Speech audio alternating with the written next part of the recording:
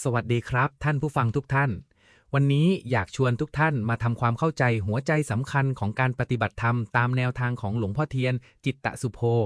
ซึ่งเป็นวิธีปฏิบัติที่เรียบง่ายแต่สามารถพาเราเข้าถึงความจริงของชีวิตได้อย่างลึกซึ้งหลายคนเมื่อเริ่มศึกษาพระพุทธศาสนามักมุ่งแสวงหาความรู้อ่านหนังสือฟังธรรมหรือค้นหาวิธีการต่างๆมากมายแต่หลวงพ่อเทียนกลับชี้ให้เห็นว่าสิ่งสำคัญที่สุดไม่ได้อยู่ที่การรู้มากแต่อยู่ที่การรู้ตัวเองหลวงพ่อเทียนเคยเล่าถึงประสบการณ์สำคัญที่เปลี่ยนชีวิตของท่านเปรียบเหมือนการถอนเส้นผมที่มีรากสีขาวออกจากศีรษะ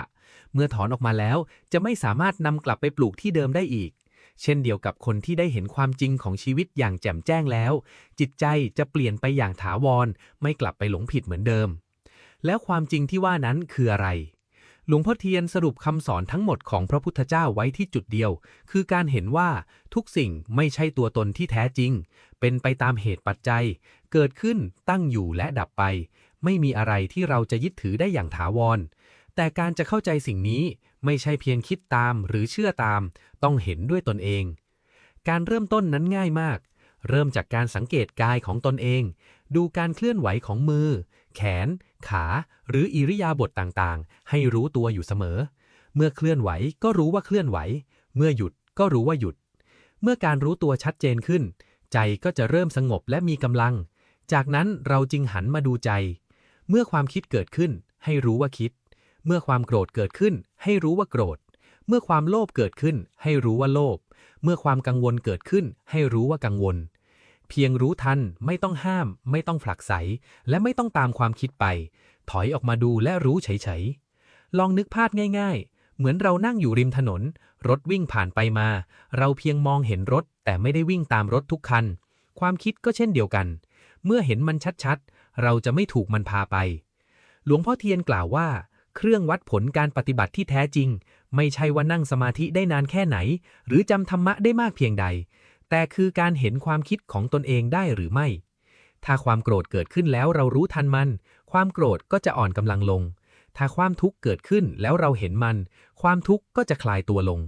นี่คือจุดเริ่มต้นของสัมมาทิฏฐิหรือความเห็นที่ถูกต้องส่วนคำว่านิพพานที่หลายคนคิดว่าเป็นเรื่องไกลตัวต้องรอหลังความตายหลวงพ่อเทียนอธิบายไว้อย่างน่าสนใจว่า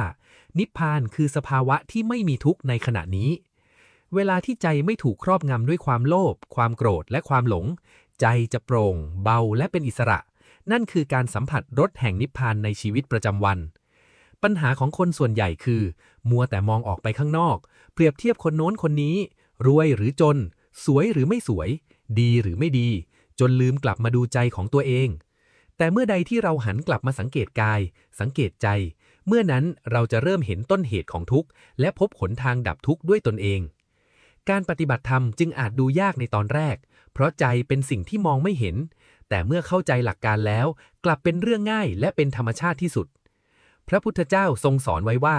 ธรรมะเป็นเรื่องที่ต้องทำเองรู้เองเห็นเองและเข้าใจเองไม่มีใครทำแทนกันได้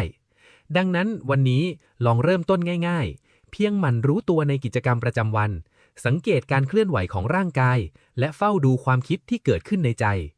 บางทีทางพ้นทุกข์ที่เราตามหามาทั้งชีวิตอาจไม่ได้อยู่ที่ไหนไกลเลยแต่อยู่ที่การกลับมาเห็นใจของตนเองในขณะนี้เองครับ